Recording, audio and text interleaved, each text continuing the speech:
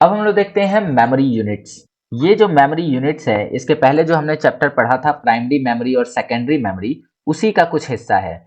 जैसे हमने मेमोरी को पढ़ते टाइम पढ़ा था कि हमारे कंप्यूटर में प्राइमरी मेमोरी होती है, प्राइमरी मेमोरी होती है, और इसके अलावा हमारे कंप्यूटर में सेकेंडरी मेमोरी भी होती है। ठीक है, सेकेंडरी मेमोरी भी होती है। ठीक है, एक कैश मेमोरी के बारे में भी हमने जाना था, लेकिन ये सभी का काम था डेटा को स्टोर करके रखना। कौन सी मेमोरी कितने अमाउंट में डेटा स्टोर करेगी ये तो हमें पता है, लेकिन यदि हम बात करें कि ये जो डेटा स्टोर होगा ये किस यूनिट में मापा जाएगा, तो इसके लिए हमें यहाँ पर मेमोरी की मेजरमेंट को देखना होगा, मेमोरी यूनिट को देखना होगा। It is the amount of data that can be store in the storage unit. यह डेटा का माप होता है जो कि किसी मेमोरी के अंदर, किसी स्टोरेज के अंदर कितना डेटा स्टोर होगा इसको बताता है। The storage capacity are expressed in terms of bite.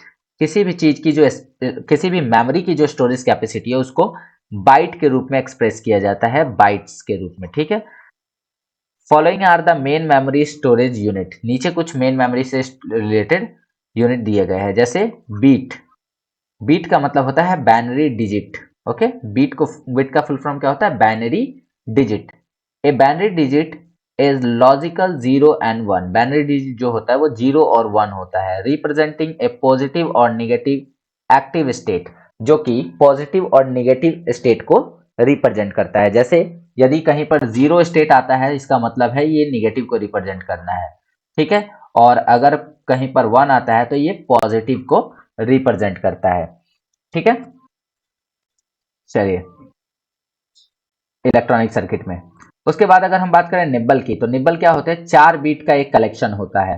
जैसे एक बीट, एक बीट और एक बीट, ऐसे 4 बीट हम मिला दें तो एक निब्बल के बराबर हो जाता है। और अब वहीं अगर हम बाइट की बात करें तो 8 बीट को एक साथ मिलाने पर एक बाइट बनता है। तो देखा जाए अगर, तो एक बीट एक सिंगल यूनिट होती है, सिंगल बाइनरी डिजिट होती है, और अगर ऐसे ऐसे 4 बाइनरी डिजिट्स यानी कि बीट्स को मिला दिया जाए तो ये एक निब्बल के बराबर होता है। तो ये एक निब्बल के बराबर होता है। और इस प्रकार से 8 बीट को अगर मिलाया जाए तो 8 बीट कहने का मतलब हुआ 2 निब्बल। ठीक है, 8 बीट या 2 निब्बल को मिला दिया जाए तो इससे पूरा का पूरा एक बाइट मिलता है। और इसी में, इसी बाइट के टर्म में जो है किसी भी मेमोरी को रिप्रेजेंट किया जाता है, बाइट के रूप में रिप्रेजेंट किया जाता है। ठीक है, और बाइट से मिलकर वर्ड बनता है। A computer word like a byte. किसी भी कंप्यूटर कोई भी वर्ड है तो वो बाइट्स को रिप्रेजेंट करता है। ठीक है, चलिए, तो उम्मीद करता हूं कि आपको ये सभी चीजें समझ में आ गई कि कंप्यूटर में किस चीज का प्रयोग किस काम के लिए होता है, कौन सी यूनिट का प्रयोग किस काम के लिए होता है, या फिर किसे नापने के लिए होता है, किसे एक्सप्रेस करने के लिए होता है। अब हायर हम लोग कुछ हायर यूनिट्स को देख लेते हैं, जैसे किलोबाइट। हमें पता है, चल गया है कि अगर 8 बीट को एक साथ मिला दिया जाए, 8 बाइनरी डिजिट्स को एक साथ मिला दिया जाए तो ये एक बाइट बन जाती है, एक बाइट हो जाती है। ठीक है, लेकिन यदि हम ऐसे ऐसे 1024 बाइट्स को एक साथ मिला दे तो ये 1 किलो हो जाता है, 1 किलो। और चूंकि ये बाइट है तो बाइट हो जाता है। ठीक है, तो ये 1 किलो बाइट हो जाती है। ऐसे ऐसे 1024 बाइट्स को मिला दे तो वो 1 किलो बाइट हो जाती है। ओके, तो जैसा कि हमें पता है कि अगर हम 8 8 बीट्स को एक साथ मिला दें, 8 बीट्स को एक साथ मिला दें तो ये 1 बाइट के बराबर हो जाएगा।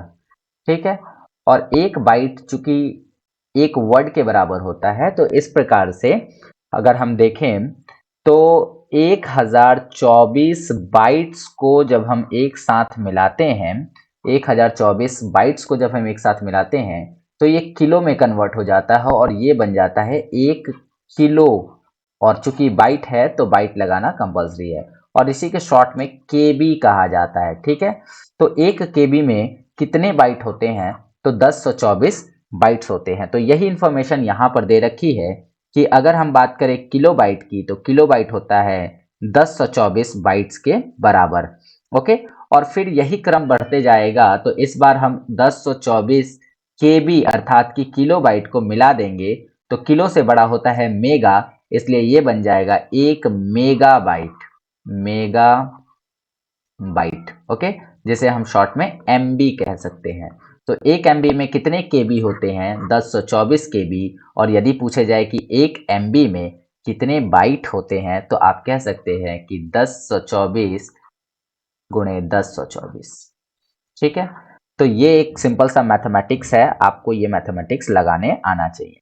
ओके, उसी तरफ से अगर हम 1024 मेगाबाइट को एक साथ मिला दे, तो ये जीगा में बदल जाता है और ये हो जाता है गीगाबाइट यानी कि जीबी। और उसी तरह से 1024 जीबी को अगर एक साथ लगा दिया जाए, एक साथ अरेंज कर दिया जाए, तो ये टेरा में बदल जाता है और ये हो जाता है 1 टीबी यानी कि टेराबाइट। और 1024 टेराबाइट मिलकर क्या बन जाता है? एक पेटाबाइट यानी कि पीबी बन जाता है।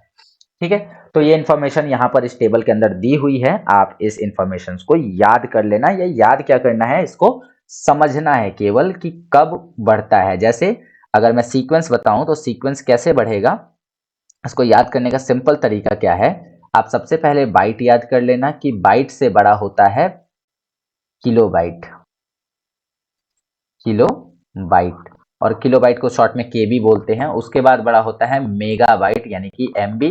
एमबी से बड़ा होता है जीबी। और देन डेली लाइफ में हम लोग ये यूज करते हैं, जब हमारे मोबाइल का 1000 MB डेटा खत्म हो जाता है, तो हम मान के चलते हैं कि 1 GB डेटा खत्म हो गया है। ठीक है, उसी प्रकार से जीबी से बड़ा होता है टीबी अर्थात टेराबाइट। टीबी से बड़ा होता है पीबी यानी कि पेटाबाइट।